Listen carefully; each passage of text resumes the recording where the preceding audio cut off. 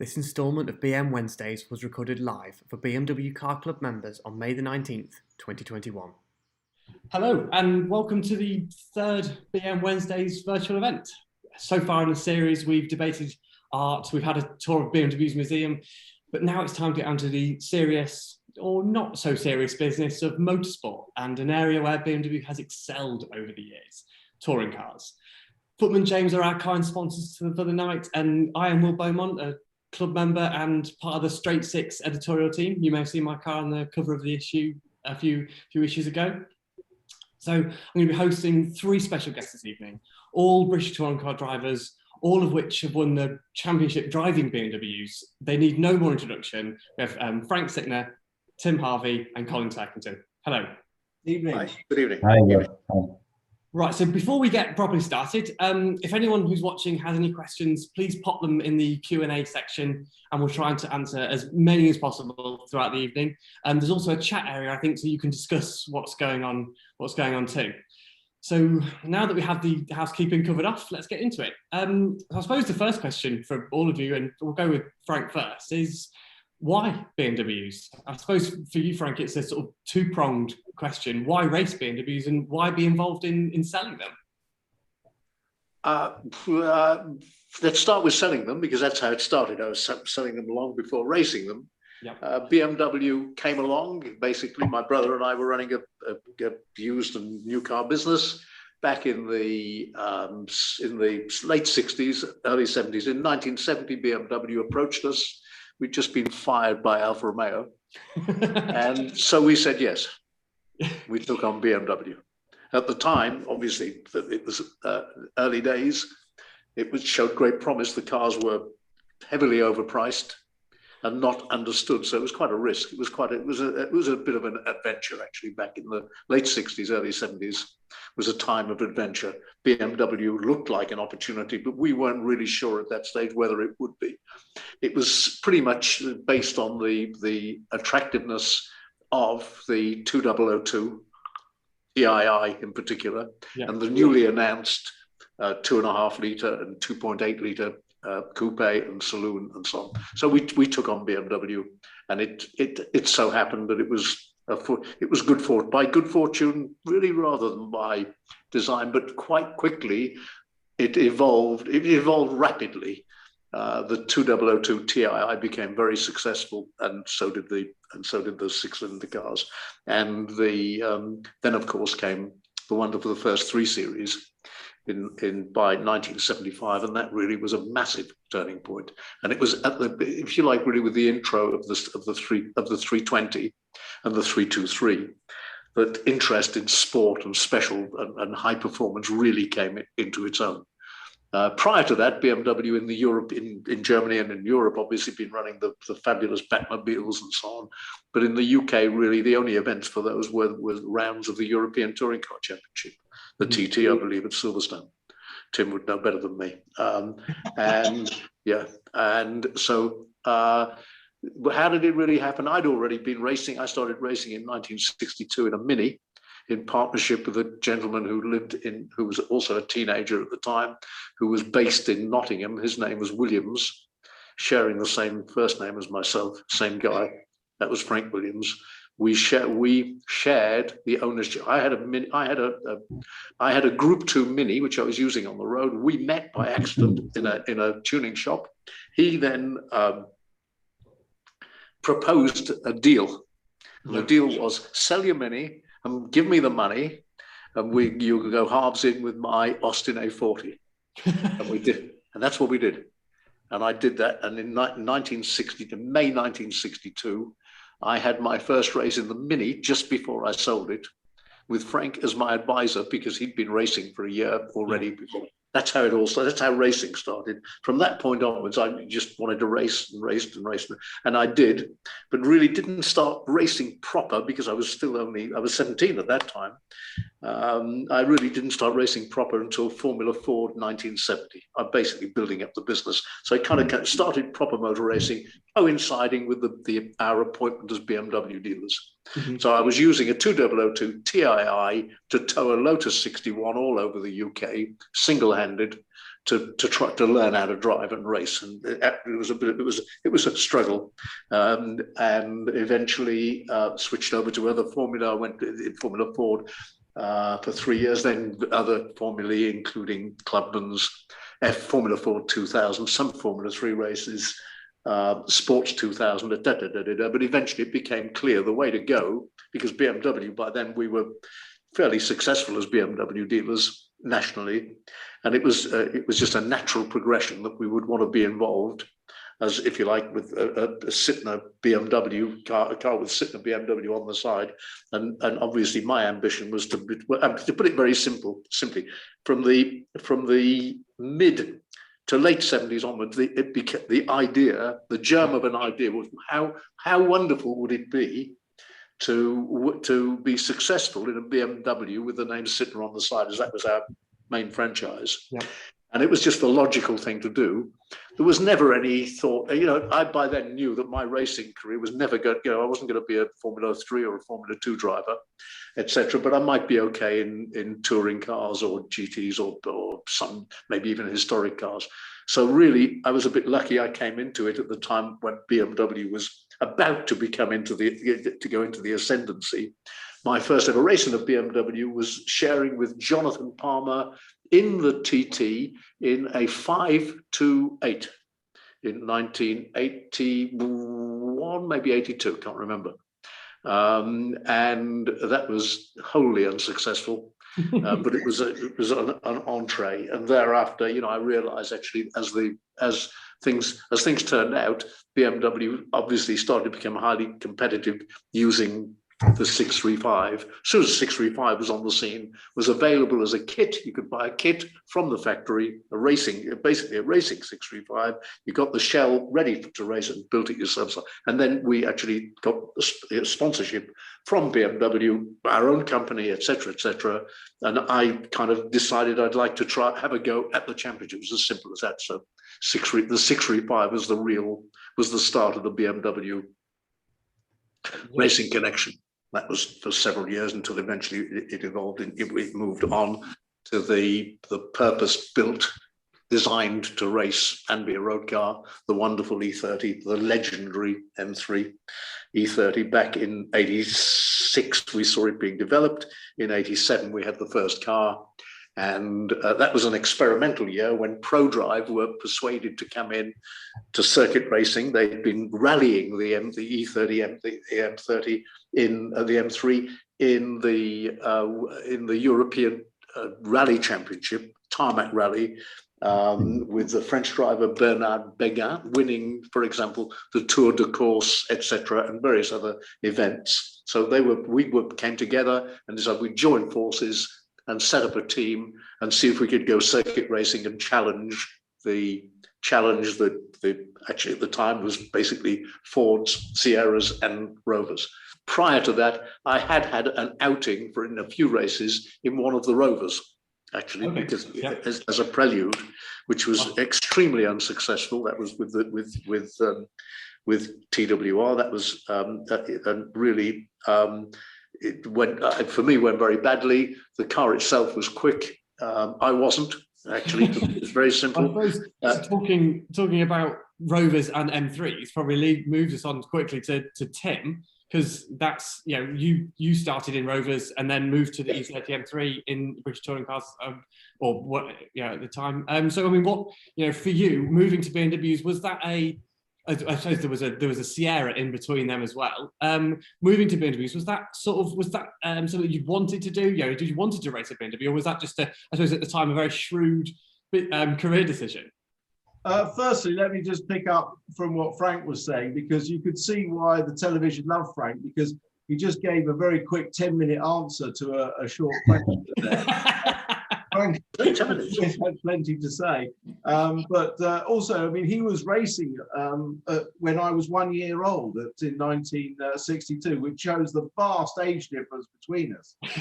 Well, but also, unlike Frank, I was actually very successful in the Rovers and thoroughly enjoyed driving them. That was back in sort of 87, at the end of the Rover period, before the Cosworths came into the top class, because of course touring cars was in classes at that point. And I left Frank to get on and develop the M3 E30 before I was ready to step into it and succeed. Yeah, I mean, for me, it was it was the start of 2 litre that got me into BMWs, because Group A and the RS 500 period had finished at the end of 1990. 2 litre was the new formula and would be for the whole of the rest of the 90s. And BMW was a great choice to go with. I mean, it was the logical customer stroke factory team car. And the E30 was a great car to start off in. It was a little bit disappointing after the RS 500s because of the lack of power. But it was, the chassis more than made up for it. And in fact, Colin has driven, we swapped cars a couple of years ago at Brands Hatch, and Colin drove the E30 and I drove his current touring car. And so he's had a little feel of just how magical and a jewel that chassis was. I mean, so yeah, because I mean, you, as if on cue. yes. Thank you very much. You've set it. Yeah, I mean, because I suppose, Tim, your career, from when we look at it in touring cars, goes from the rear-wheel drive Rovers, BMWs, and then into sort of the front-wheel drive cars through that sort of 2 litre class. And you've kind of done the opposite, Colin. You've gone from your touring car, career starts in front-wheel drive MGs, and then moves into the rear-wheel drive BMWs. I mean, what was that, I suppose, an easy transition to make? Well, we basically moved. I was driving for West Surrey Racing in 2006 in the orange Team RAC MG ZS, and we had a really good season. I think I finished 3rd that year. Matt Neal won the championship, but the car was just at the end of its development. We couldn't get any more speed out of it, and the sponsor at the time, RAC, was keen to remain at the front. So we had a choice to either go with BMW or to go with Seat and the Leon. Both manufacturers were racing these cars in the World Touring Car Championship, and they were supplying customer cars. But in the end, the RAC wanted to be associated with BMW. They wanted to be connected with the brand and the prestige and everything that went along with that. But yeah, for me personally, I was slightly nervous going to a rear-wheel drive car. All my early career had been in front-wheel drive, right from Minis, Metros, Fiestas. That was all I had known. But I can remember my first test in the E90 BMW that you see on screen. We went to Pembrey for a few days, and I just knew after the first few laps that this was a potent weapon. That the car comes straight from Munich and ready to race and ready to win. So the great thing about the Super 2000s touring car as well was that we were able to do some wildcard entries in the World Touring Car Championship. So yep. I did half a season in 2011 and raced an E90 in Scandinavia as well. So it was a great formula. But just going back to Tim's car that I drove at Brands Hatch, and I've raced that car a few times, and it's just an incredible driving experience. The thing that stands out that's different is obviously no power steering, and just the noise. The scream of that engine. It's something else, and that's something definitely that the modern cars don't sound as good, and arguably maybe don't look as good. But I'm glad that I had a little taste of of the cars before my era.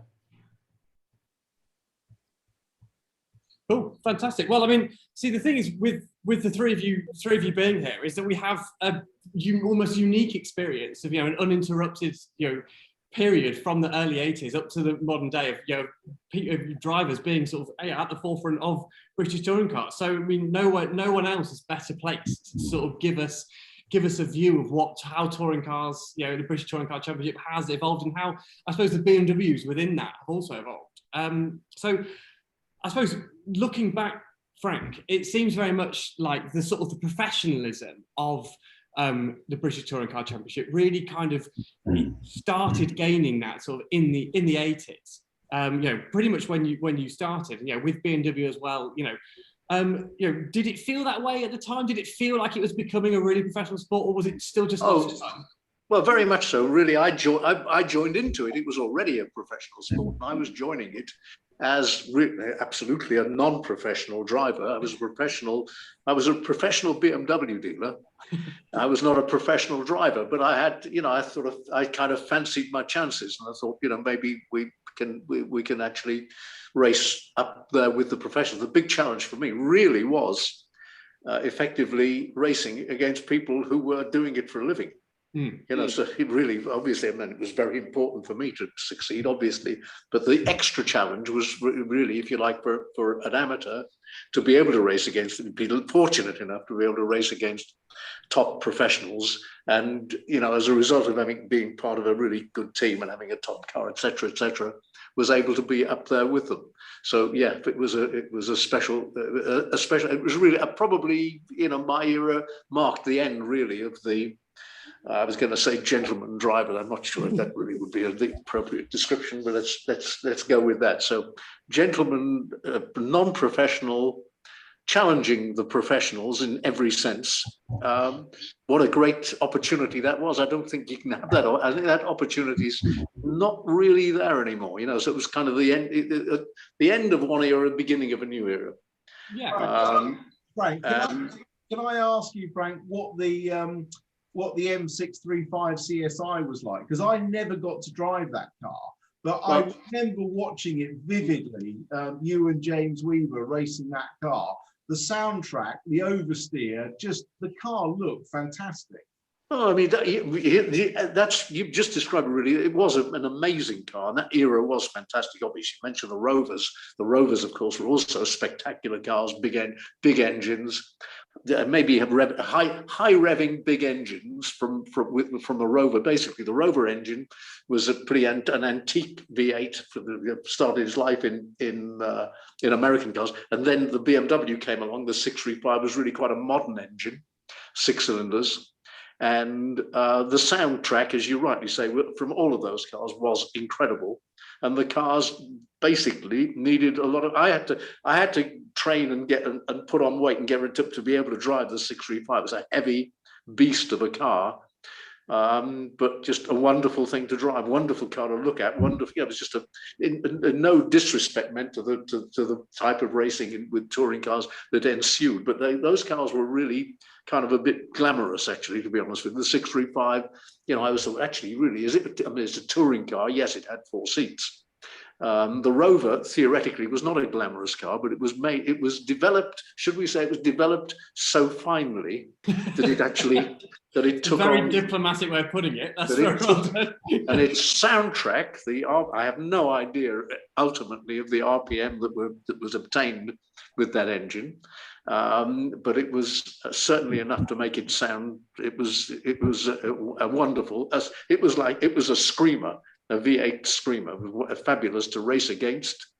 My time of drive, I only raced one myself just for a few races. As I say, that was not successful, but it was interesting. And then following them and dicing with them and racing with them was just absolutely fantastic with the 635. In a way, what came later with the new developments and the smaller class and the M3 and all the rest of it, I remember seeing the M3 being developed and wondering, well, what's it going to be? We knew we were going to be racing it. What's it going to be like stepping from the 635 car with great atmosphere and great noise and great everything big and pretty spectacular into, if you like, almost a purpose designed circuit car with a small engine. And I was wondering, well, why didn't they make something with a big engine? I like big engines. But anyway, the concept was brilliant, because the concept was everybody knew that the touring car racing was divided into classes. And the popular class and the class that the most manufacturers wished to be associated with were the manufacturers that produced middle-range cars, not just glamorous coupes or big engine cars. So it was pretty obvious that the future lay in cars that the people, that man in the street could identify with, and actually go, in other words, win on Sunday, sell on Monday. Yeah. So I would not say I would not say that we were selling 635s on Monday. We weren't winning, actually, by the way, but we were up front. But you didn't sell that many 60. But I'm sure that, you know, by the time it got into the 2-litre formula, bringing in all the manufacturers of mass-produced cars, I'm sure that the effect was that from the manufacturer's point of view, it really was a great selling platform. I wasn't involved in that really, because the M3 really was, if you like, the last of particularly the E30 was the last of the, you know, it was still a specialist car, wasn't? Yeah. It wasn't In terms of BMW's attitude, obviously, you know, with the 635i, and then the M3 was, because it was their purpose-built racer. Did you feel an attitude shift in how BMW, you know, were treating the series, and they were treating sort of, you know, how they supplied the cars, how, you know, their backing and all that sort of stuff? Was there a different attitude? Well, actually, their backing was already very good. I mean, with the 635, they already had a really super professional operation where if you had a team and you put a team together, the car that you were running was pretty much the same as the cars that the works were backing themselves. It was not, you know, I mean, there were differences, but they weren't vast. And you could actually, you know, with a well set up car, with a good, you know, with a good team, you could challenge. You could be in the first 3 or so, with, you know, up amongst the superstars of the time, people like Hans Stuck and so on, who came to race actually in the British Touring Car Championship, and did not dominate. So, you know, there was a good, again, for me, that was a wonderful challenge and a great crossover. But how did it change? With the M3, it changed that the car became, how can you describe it? It became a precision instrument designed to win championships, which is very clever, because the championship is there to be won. And BMW set their stall out and designed and built a car that had great potential to win the championship. So, Colin, and it won. Sorry, it won. So it won all over the world, basically. Yeah, when Frank says sort of, you know, the E30 M3 being a sort of precision instrument, again, it's very much how we think about the ultra modern cars as well. I mean, you know, even from your point of view, having you know driving these, you know, the modern touring cars, does the E30 M3 still feel like a precision tool? It's I would say that the E30 is probably physically it's tougher to drive. You know, I remember racing the car at the Donington Historic, and after about 5 laps, you know, I felt like Popeye. You know, my arms were about to burst. You know, the modern day touring cars have power steering, but I think one thing that's important is probably the tire technology has moved on quite a bit now, and obviously suspension. So you know, we have a lot of adjustability on the modern day touring cars. You know, there's thousands of things that different combinations of things you can have on the car to tailor to your driving style. So yeah, I think there's just a bit more to play with now. I think probably the early cars was more just about driving talent, driving speed, but now maybe there's a bit more engineering goes on in the background. You know, Tim might be able to either support that argument or deny it. Well, yeah. I mean, Tim, when did that? Yeah, so when did that sort of that element of, you know, having to sort of be an engineer and a driver start to sort of, you know, encroach into the sport? I mean, like I say, the super touring regulations that I suppose that kind of dominated the 90s, the 2-litre regulations, which were sort of when British touring cars were at its, you know, its, I suppose, its highest profile, you know, of it ever been. You know, you kind of experienced that. How did that, you know, when the next stage of professionalism was when you were involved? I mean, how did that sort of, was it still fun for you as well? Oh yeah, I mean, you know, you look at that car there. I think that is I think that's one of the 318 ISs. Yeah. But you know, that was at the early start of the 2000s. Sorry, the 90s, and you know, the technology was just starting to ramp up, as it then did completely throughout the 90s super touring era. At the start of it, you know, the E30, the one we talked about before, was a fairly basic car. It then got more advanced with the 318IS, and then throughout the 90s, even more advanced. So the driver's element in terms of feedback was just as important as ever, but the options for tuning and setting up the car became vastly more complicated in terms of geometry, dampers, diffs, you name it. Everything was just getting more and more advanced. The actual relationship between the driver and the engineer has pretty much always been the same. It's just the range of options getting more. But if you look at one of those 318ISs next from 92, next to a 99 or 2000 spec Honda, say at the end, or Mondeo at the end of the 90s, the difference is huge. You know, the engine position for one that you saw in that engine bay, which is relatively standard. If you saw a Honda from the end of the 90s, the engine was literally no higher than your kneecap. Yeah. You know, it's just a completely different technology.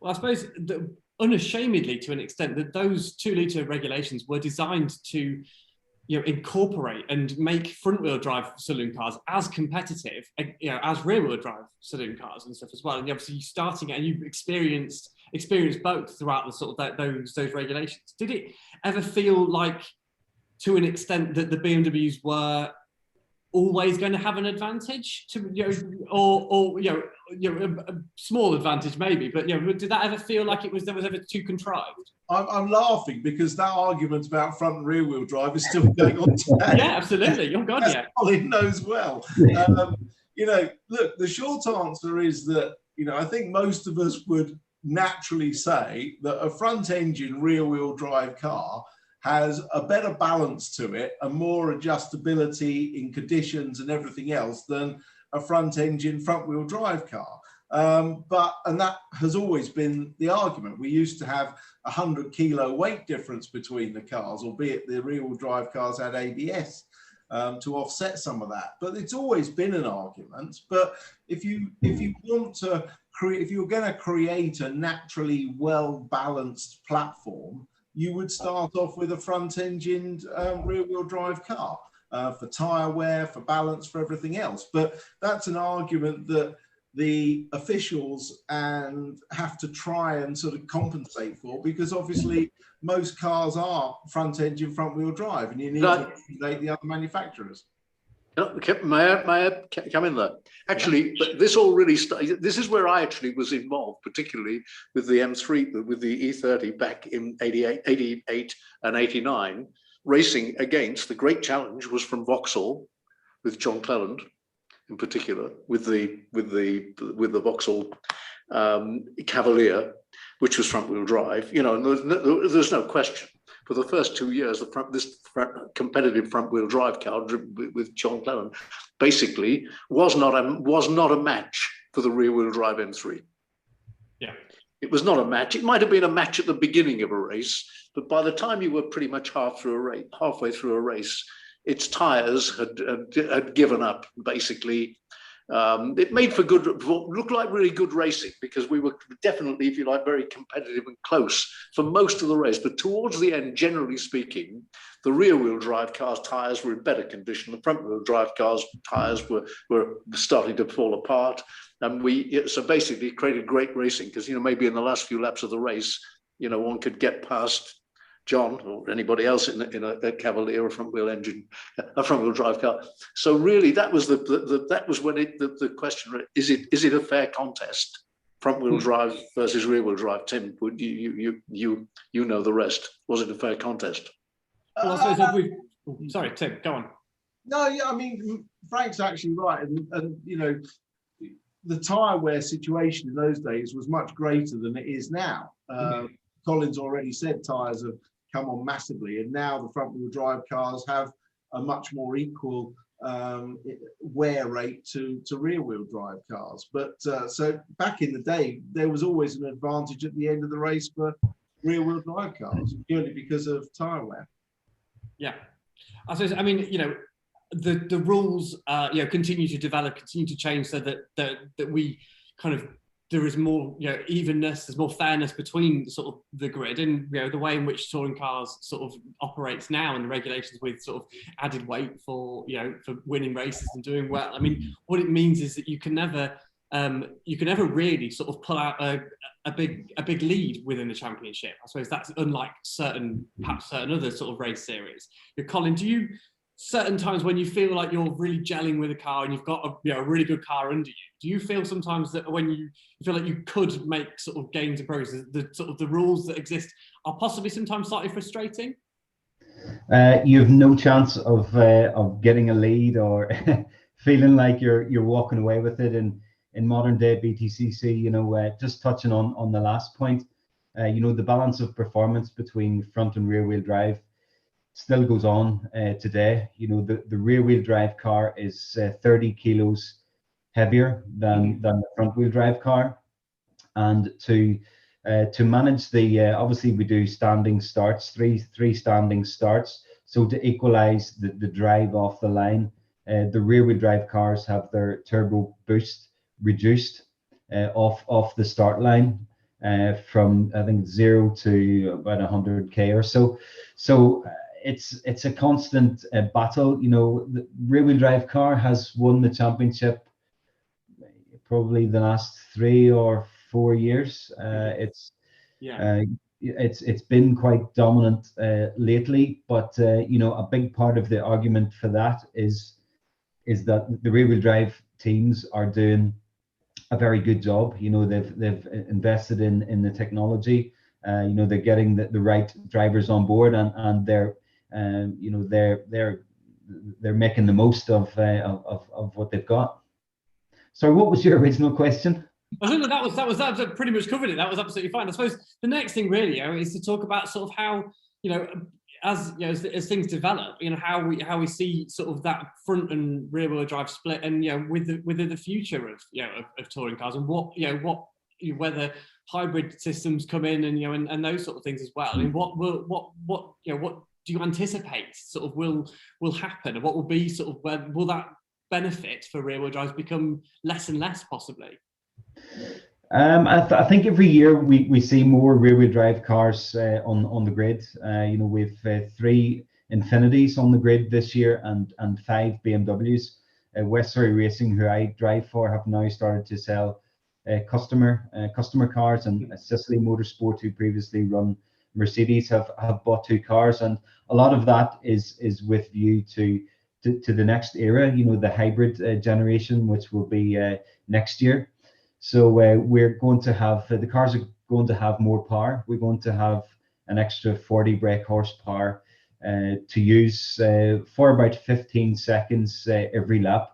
So currently the cars are about somewhere between 380, 390 brake horsepower. So definitely the power is going to be ramped up next year, which you would think may suit the rear wheel drive cars better, but what I touched on earlier was the modern day tire. The tire is quite a hard compound, and there's not a lot of drop off over the races. The last time we saw a big drop off over races was I believe back in 2008, 2009 with the Super Touring car. Once we moved to the next generation touring car in 2012, I think that was 2011, 2012, the tire become bigger, become wider, because the cars were now turbocharged. So you didn't have as much drop off. But with BTCC, Alan Gow will always equalize the series. There will be 4, 5, 6 guys go into the last race with a chance to win. There'll be front wheel drive, there'll be rear wheel drive. So there's always a strategy to make the racing as tight and as entertaining as possible.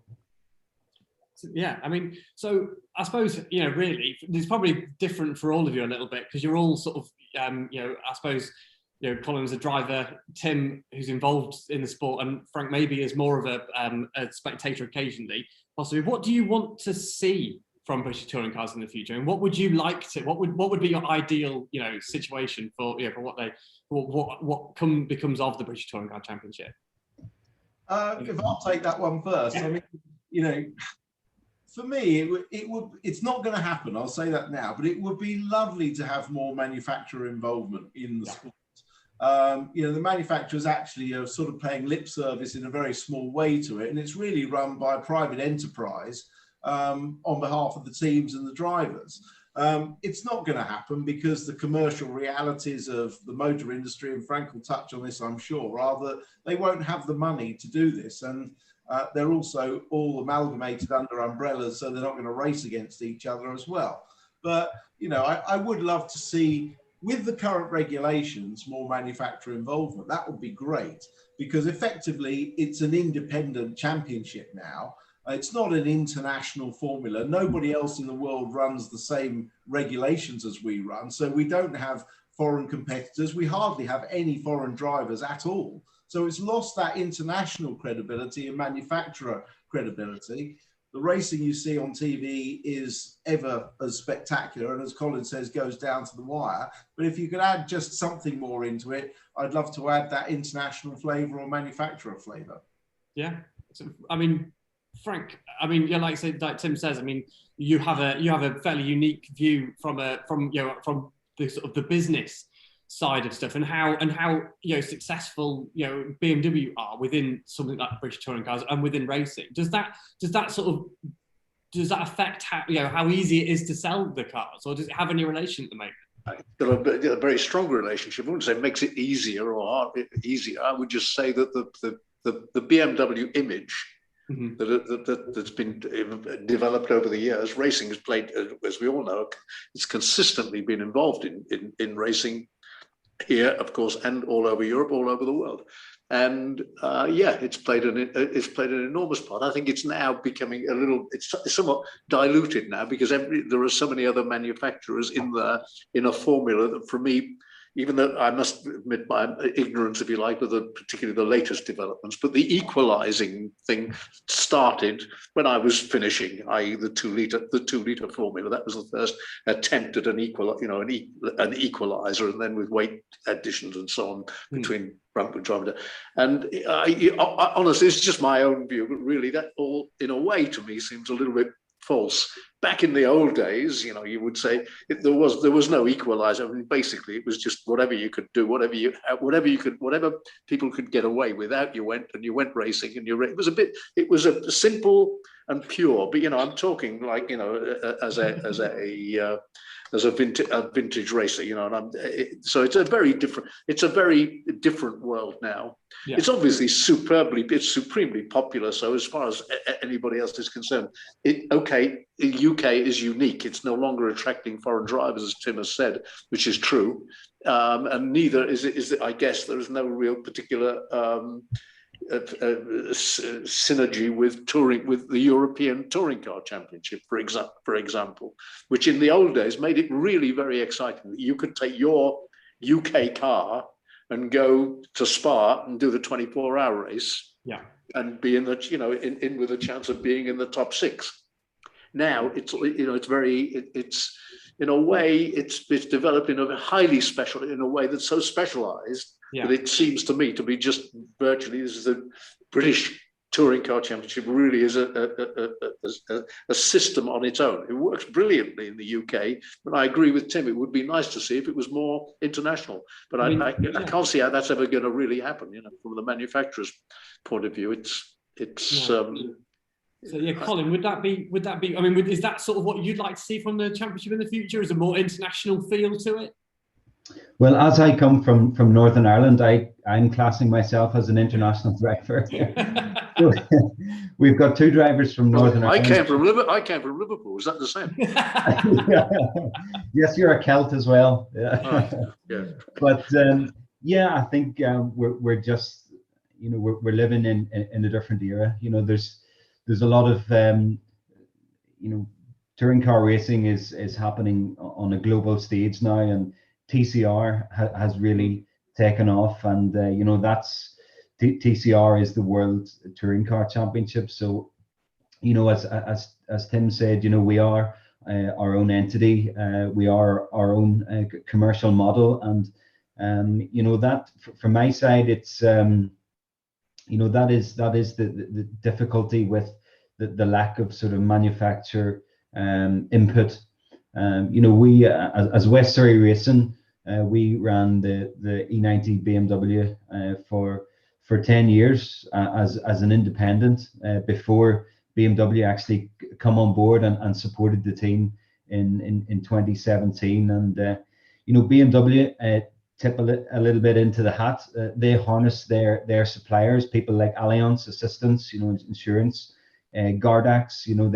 They leverage their networks, and the drivers as well have to bring their own commercial package. So each year you don't know if you're going to be on the grid the following season. Yeah. And that has no impact on your actual driving performance, how you did. If you can't bring the commercial package to the table the following season, you can't race. And it doesn't, I've had it before where I've been champion, but then you're on the sidelines the following season. So on the subject of commercial things, I suppose I have to ask then, does that mean you are responsible for the Atomic Kitten sponsorship early in your career? That's a very special partnership and collaboration, that is. I was responsible for looking after the sponsor. I didn't get the sponsor. My job was to keep hold on to it, which was excellent. That's very good. It's one of those unique things that British touring cars that almost no other series could kind of produce such a sort of a strange collaboration, which is why it's such a unique series. I suppose the other question really would be, for all of you, is that you all raced in different eras, but would you have preferred to have raced at a different time? Do you look at other people's, do you look, Frank, do you look at when Tim raced and when Colin's racing now and think, I'm glad I raced when I did, or I wish I'd raced when they did? I'm a happy chappy. I enjoyed my racing, particularly with BMW. For me, the highlight of anything to do with racing in my life was 1988, for obvious reasons. Yeah. Because in reality, did I really ever seriously expect that I was ever going to actually win the championship with my name on the company name on the side of the car? It was a dream. So that's a dream come true. No, I wouldn't want to. I mean, it would have been, I look back, I'm a vintage racer, or have been, look back on the 50s and the 60s and watching the Jaguars racing against each other and so on and so forth, with great top drivers in, Formula One drivers actually taking part. So I'd say that's maybe the golden era. But as far as I'm concerned, no, I think the 80s were as good as it gets, and I haven't, I don't, do I envy I envy anybody racing and winning and having competition? But no, I think the 80s were special, and I'm sure now, the new era, the latest era, and the next era will also have its high attraction. For me, I'm happy with the bit that I was in, and kind of glad it ended in the early 90s. Really, that was enough for me, and it was good. Tim, what about you? Any particular era you would have preferred to race in, or did you think you were in the high spot? Yeah, no, I could tell you Frank is absolutely lying. He would love to have been a very highly paid racing driver. Because Frank knows the value of a quid, and he'd have loved it because we all had great salaries, and it was a lovely time. Oh well, I never experienced that. I couldn't see why, because I didn't have a salary and I was up there with you. So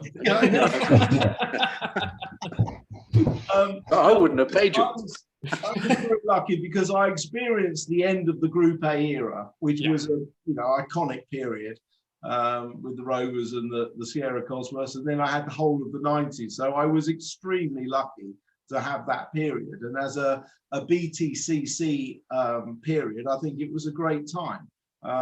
Yes, there was a lot of pressure and a lot of money and expectation and politics during the 90s, but you look back now and it was just an absolute golden era of touring cars.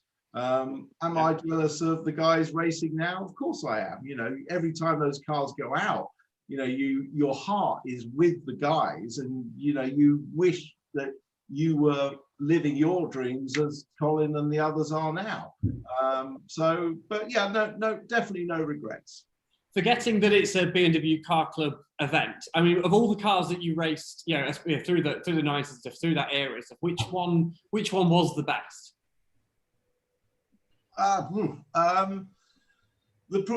We often get asked this question, but the problem was that every year the cars of that year superseded the cars of the year before. So what was the best year the car before was sort of yesterday's newspaper the next year. So you're always tempted to say the last iteration of whichever car it was you drove. But then, you know, I'm talking about during the super touring era, not so much in the 80s. But you know, I mean, there were favourite cars certainly that I drove. Obviously, I enjoyed the 318 IS. You know, that's a favourite car of mine. You know, once we sorted out the handling problems, we got the car really firing on all cylinders on all tracks, and it was a brilliant car. You know, latterly, I actually enjoyed my time with some of the other manufacturers, but only for the reasons that the cars got quicker as the years went on. So, Colin, then, I mean, for you, again, we've got to sort of forget about the paychecks slightly. Which era would you have wished you could have raced in? Yeah, the paycheck's still to arrive. Yeah, it's, you know, it's easy to look back, you know, with you know, I think I was a fan during Tim's era. You know, '92 is when I started to watch touring car racing, and you know, I religiously watched it every weekend. You know, BBC Grandstand, and you know, knew all the drivers, all the cars, knew everything about it. So that, you know, that was what made me want to get into touring car racing. So yes, it would have been great to race in the super touring era, but equally, you know, there'll be a kid 20 years from now saying, I wish I was racing in 2020. So, you know, we have full grids. You know, we got 30 car grids. You know, sometimes separated by just 1 second. You know, we race at Silverstone, you'll get the 30 cars qualify within 1 second. You know, the racing is fantastic. The show is like no other, I think, you know, especially the BTCC finals at Brands Hatch. You know, you got 40,000 people there, and the atmosphere is electric. So yeah, I'm living my dream at the moment, and the cars are pretty cool to drive. You know, I would say that they're definitely not easy to drive. You know, you really got to, you know, take them by the scruff of the neck, and you know, there's so much changing on the cars nowadays. You know, you're either adding or taking away success ballast. You know, you can be putting in an extra 75 kilos, or taking some out, or going to a soft compound tire or a hard compound tire. So there's a lot of strategy at play, probably more strategy at play now with the reverse grid. So yeah, there's lots to think about. You know, you still, you know, I think the pressure is still there, the expectation, but yeah, the will to win, really. Yeah, I mean, so that's a good point. We've had a question sort of in the chat, I think, as well, about, and it kind of relates to those, you know, to the ballast and stuff like that. If there were one rule that's currently in the series that's possibly the most frustrating, what, you know, is there one rule that you would love to change or get rid of? That's a good question. I think that the rules have evolved over the years to provide entertainment. You know, that's what we're here to do. It's not pure motorsports any longer, and you don't sign up to that. And yes, it's very, very frustrating. You know, in 2019, the first year of the 3 Series BMW that I'm currently racing, you know, we came out of the box flying, probably too quickly. It was really an evolution of our 1 Series race car, just with a lot better aerodynamics. So the car flew.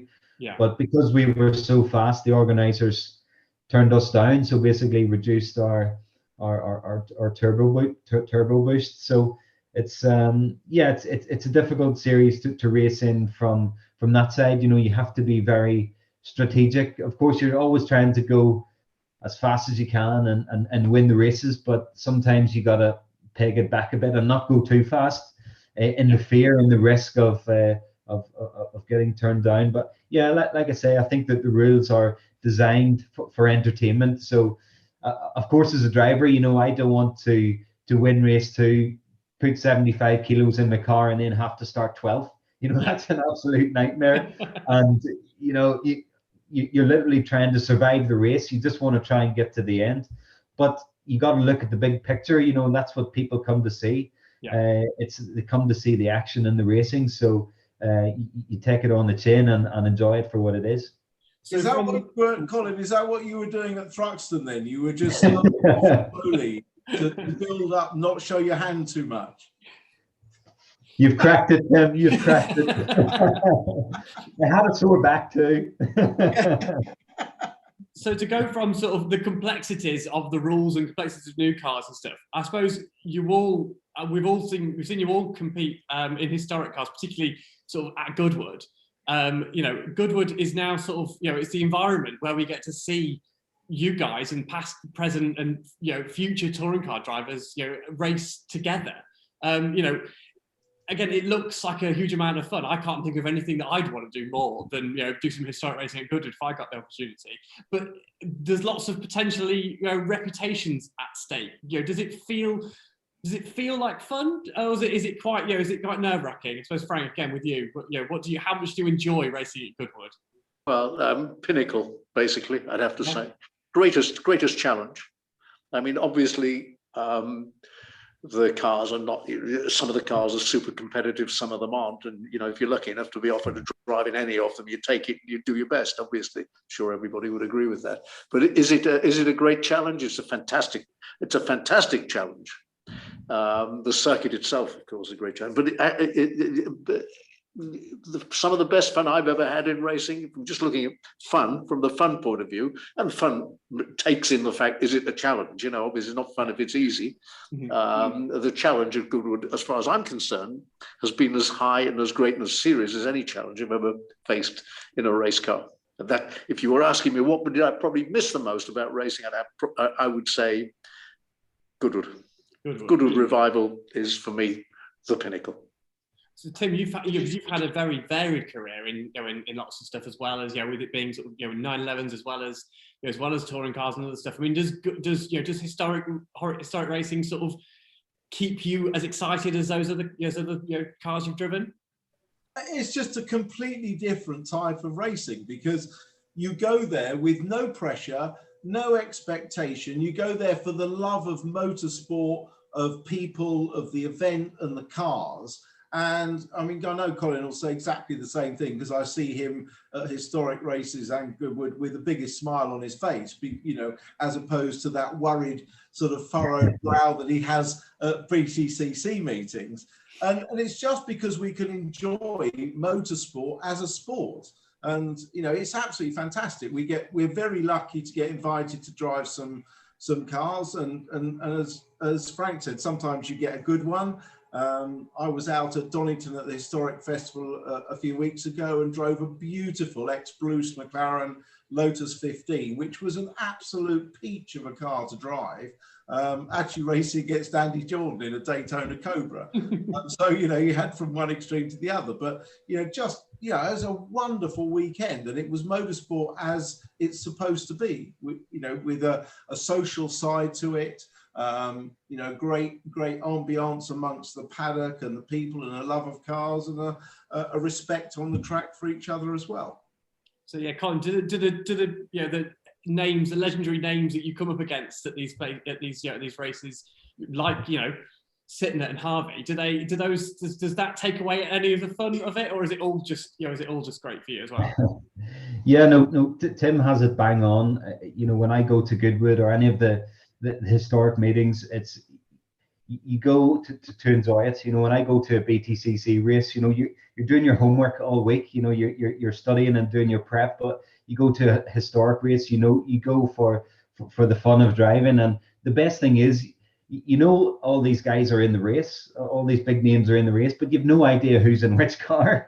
So you've actually no idea who you're battling with. And I raced one of Andy Jordan's Lotus Cortinas last year at the Goodwood event, and it was the most fun I've ever had. You know, you are sort of nervous and apprehensive to hand the car back in one piece, because the owner of the car has to race it the next day. So I think once the flag drops, you're still driving at 100%, but there's that little bit in the back of your head telling, don't crash this car. You know, you got to bring it home in one piece. But again, it's just an opportunity to, you know, for me to drive cars that I never would have a chance to drive, you know, the likes of the Cortina, the E30 BMWs, the Lister Jaguar Nobblies, things, cars like this. It's great for me just to immerse in the history of motorsport, that I didn't get to experience firsthand.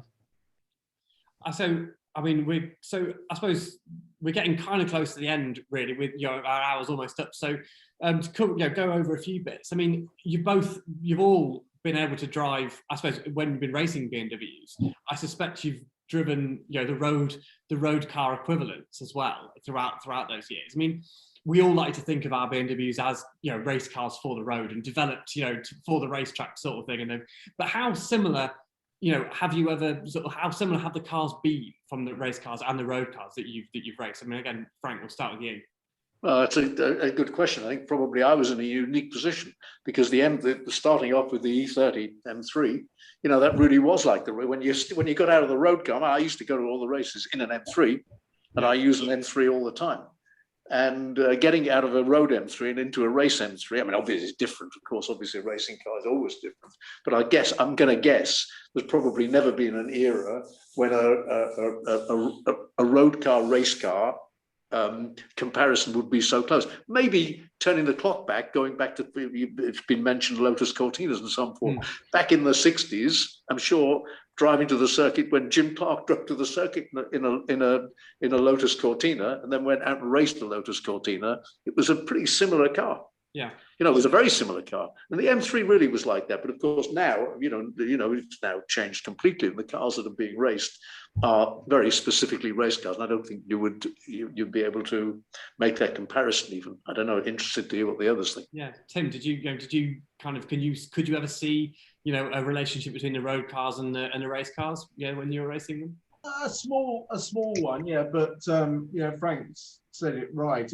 As time has gone on, the cars have got further and further away from their road car equivalents. And the car that Colin drives now is a prototype car. It has a complete front cage and rear cage in it, and although it obviously resembles the road car, there really wouldn't be many things that look or feel the same between that and the road car. And through my experience, it was very much the same, really. Certainly through the 90s, the cars didn't really resemble the road cars at all. You certainly wouldn't want to take one to the shops. I know Tim slightly answered it for you a little bit there, Colin, but is there any glimmers, anything that you've noticed particularly, just even small details that you can go, oh yeah, I've recognised that? There's a BMW badge in the middle of the steering wheel. Yeah, I think the doors, wing mirrors, and bonnets. The bonnet is probably the only sort of original features. As Tim said, it's a thoroughbred race car. That said, I would be interested to put a set of slick tires on a road going 3 Series and see what it feels like. But yeah, I don't think I would get it around the corner. Okay, so again, we've spoken a little bit about what era you'd like to have raced in, but if you had to choose, one BMW race car and one BMW road car, to own, to race, to do what you like with, what would be your two choices, Frank?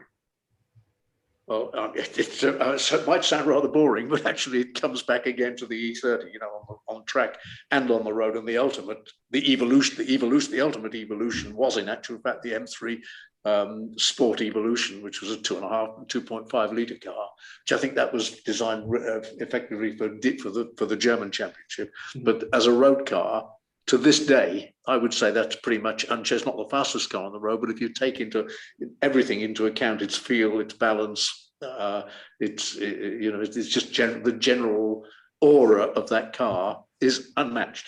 Yeah, that's my view. Tim, have you got a different choice, or is the E30 still have a little bit of admiration for you? Oh, yeah, absolutely. I mean, Frank, I took the words out of my mouth. I never got to race a 2.5 litre, a full DTM spec E30 M3, but they were the absolute creme de la creme of those cars. And if you watch any of the YouTube videos of the screaming 4-cylinder 2.5 litre engines with the most amount of aero you could get. But yeah, I mean, a road car equivalent, a Ravaglia E30 or something like that would be absolutely one to just love and cherish in the garage. I would say, I believe as your Colin, have you got an E30 M3 in your family? Yes, yeah, I'm going to have to pin my mast to the E30 as well. Yes, my dad has an E30, and it was the car that I always wanted to. It was the car of his that that I wanted the most, and he still has it to this day. And in fact, I used it as my wedding car a few years back. So as Tim just said, I was lucky to drive that 2.5 liter.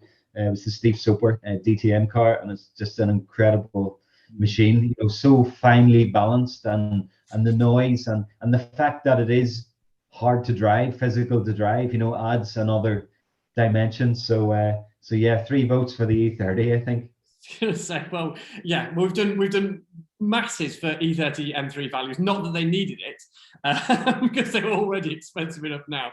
But that is the end of our hour. So thank you so much for joining us. Thank you so much for answering my questions and being so insightful and telling us a load of stuff that I certainly didn't know. It's been absolutely brilliant. Thank you very much, and thank you very much everyone who joined us. Thank you again to our sponsors, Footman James, and we hope you enjoyed this event. We hope you enjoyed all the BM Wednesdays virtual events. If you've got any suggestions for future themes, people you'd like us to interview, please get in touch, and for the next series hopefully we'll be able to incorporate them. So, but again, thank you very much, and it's been great. Goodbye. Yes, thanks guys. Good night. Good night. Thank you.